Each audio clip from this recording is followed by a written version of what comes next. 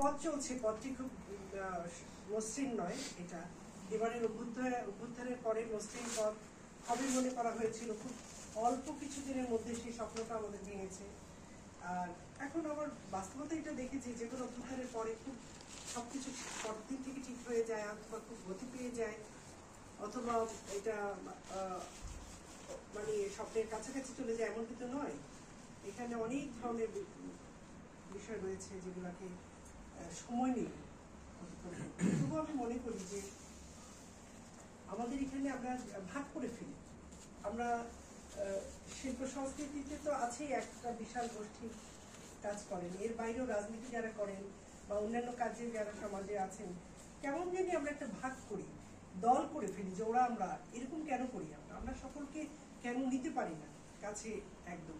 এখানে প্রাথমিক শিক্ষা থেকে শুরু করে বা একেবারে উচ্চতর শিক্ষাঙ্গন পর্যন্ত আমরা ভাগে ব্যস্ত।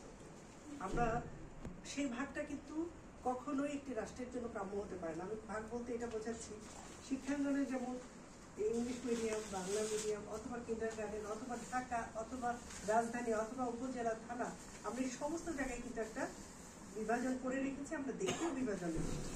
এই জায়গাগুলোকে আমরা কিভাবে আরো বেশি কাছে নিয়ে আসতে পারবো সেটা যদি আমরা চিন্তা করতে পারি, তাহলে এই কবিতা পরিষদের এই বর্ষা, কবিতা পরিষদের